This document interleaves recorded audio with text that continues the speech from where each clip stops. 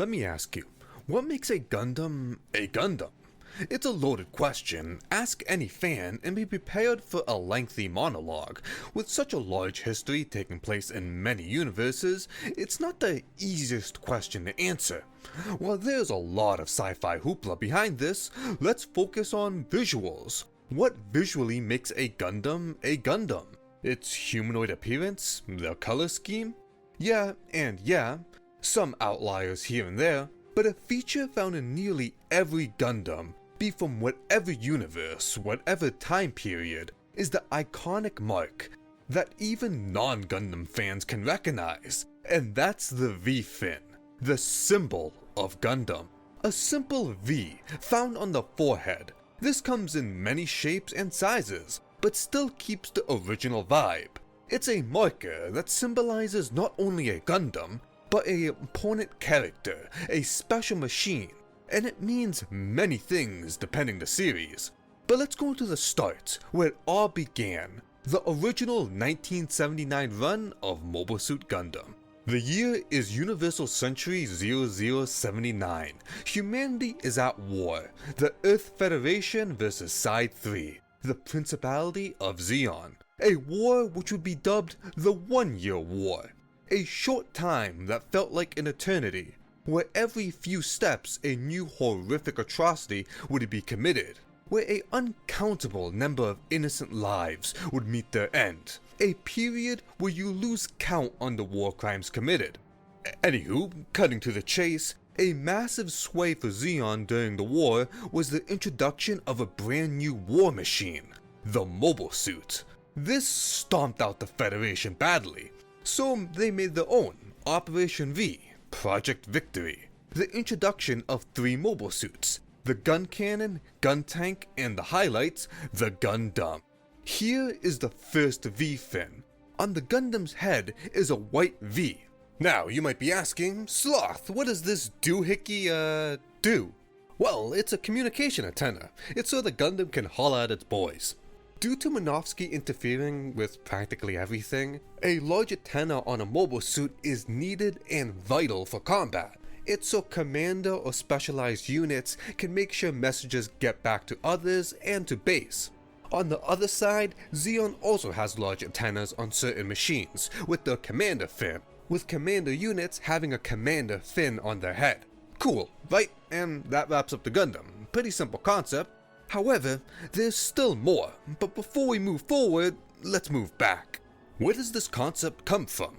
Well, the creator of Gundam, Yoshiyuki Tomino's previous work, we see mechs with V-fins or head emblems, like Raideen, Zambot 3, and Voltus 5. But even before that, we still see head emblems, and there's a simple reason for it. It's referencing a samurai helmet. Be the kabuto, a type of ancient Japanese warrior helmet. On this, it has parts, like the maidate, the front decoration, and while there is large variety, usually when we think of a samurai helmet, a gold crest emblem thing comes to mind. So, looking at the Gundam's head as a helmet, the V would be a maidate, but even things like a commander fin would also count. This all ties into the little fact that mecha are just giant sci-fi samurais. Back to Gundam, after the OG, it takes an odd turn. Going with order of release with TV runs, next is Zeta Gundam with the MK2, and he makes a big change to the V-fin, with it now being yellow. For the second appearance of the V-fin, it's not a huge change, which you'd expect, and the color could represent the gold maidates found in kabutos and older mecha. For the Zeta, it introduces 4 prongs, with the top 2 being short and curved upwards. It can also move, so when it transforms, it doesn't hit anything. Next, the Double Zeta, with a 4-prong, regular-looking V-fin that can also move when it transforms. And its base is a massive, and I mean massive, beam cannon. Then, while a movie, for Char's counterattack, the new Gundam's got a 4-pronged V-fin that doesn't do anything snazzy. As for Gundam Victory, the Victory Gundam's V-fin is just a V. Very on the nose there. And for the Unicorn, it's a white horn, but opens up revealing a yellow V-fin when in destroy mode. So we see some changes here and there, but if you notice, they're all yellow. And spoiler ahead, this trend carries on. Most V-fins are yellow gold-ish colors, with sometimes a base, and there are outliers, but it's so interesting to think about. The iconic symbol of Gundam, the thing that's been mostly consistent throughout its life, the most recognizable feature, didn't start with the original Gundam, but the second, the MK2. The one where its show isn't even named after it. Now, as a side note, the OG Gundam didn't start with a V-fin. Old concept art looked vastly different, with newer drafts starting to resemble the Gundam we know today, but looks more like the super robot mecha of the time, and also sporting a yellow V-fin. Then there's old Gundam toys, which didn't look like the source material at all, and some had a yellow V-fin. From here, I think we should highlight more. Moving to the OVAs, Stardust Memory, the GPOs have white V-fins, this being the first reference in terms of release order to the OG. And in 08th MS Team, the ground types have yellow V-fins, but the EZ-8 doesn't have one despite being a Gundam. And this is due to the EZ-8 being a repaired, upgraded ground type, and the V-fin was removed, but a large antenna was added instead.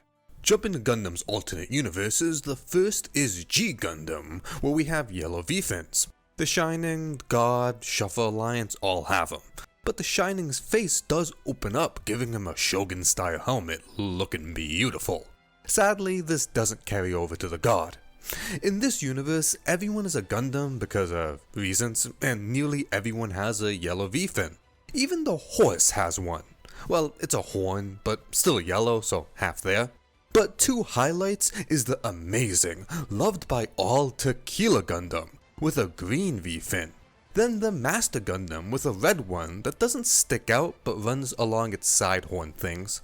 Onto Gundam X, the only noteworthy one is the Double X, which has a nice looking solid yellow V-fin, but it also has facial spikes which makes the face silhouette look like an X, fitting the name and looking cool.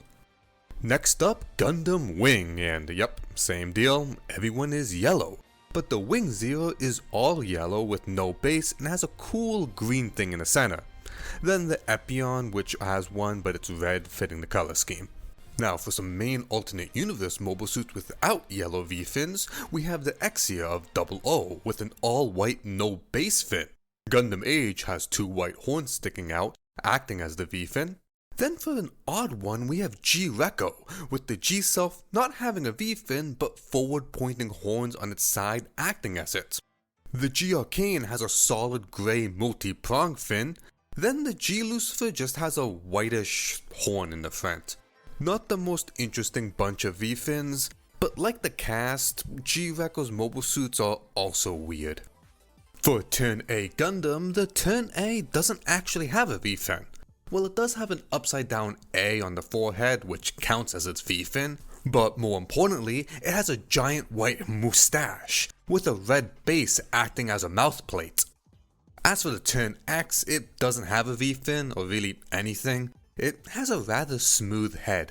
Gundam Seed has plenty of mobile suits, but just to highlight the main guy, the Strike has 4 prongs, 2 being white and 2 being yellow. The Barbados of Iron-Blooded Orphans has a yellow V-fin, but it's a weird design and it's also huge, covering most of its head. And as for the latest entry, GQuuuux, it has a V-fin, but again, huge, oddly shaped, and it's red. I'm jumping all over the place. I didn't even scratch the surface of Gundam. I focused on animation on the most part. There's a whole other world of Gundam, with manga, games, and art.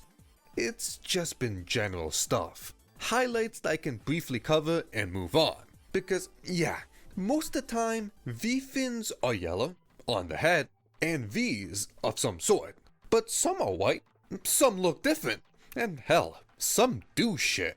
And I'm not talking like the communication antennas, no. I mean like hardcore shit.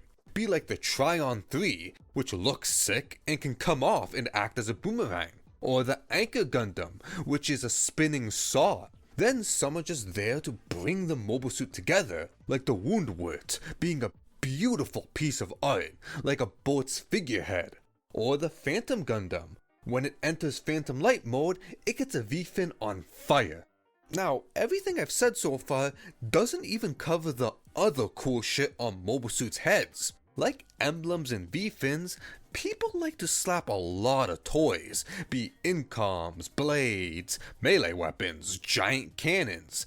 It's actually crazy what they try to get away with. Ridiculous, yes, but remember, not just samurai, but all throughout history, helmets are helpful, yes. But no matter what, even if they don't do anything, people just love putting cool things, be markings, heraldry, or just knickknacks on a helmet. From history to now, and even fiction, it rocks. Anyways, the V-fin. It's awesome. It's the final touch, the cherry on top of a mobile suit. Funny enough, it's such a nothing thing. A mass majority of the time, they're just communication antennas, or do basically nothing. I think I've read somewhere that Gundam OO they help with photon particles, but I'm actually not too sure, since I don't think anyone's asked. But hell, they look cool. Even beyond Gundam, slap a cool looking emblem on a helmet and bam, it's rad as hell. So today, we've covered a good chunk, but this is only the surface. There's plenty more out there, but it's the end for today. Thank you all for watching. Tell me your favorite V-fin down below, or head crest emblem thing, really just anything on a mobile suit's head. And hell, if you want to go beyond Gundam, be my guest. But like usual, thank you for watching, thank you for staying till the very end. If you've dozed off, sweet dreams, yada yada, all that good stuff. Hope to see you next time and have a good one.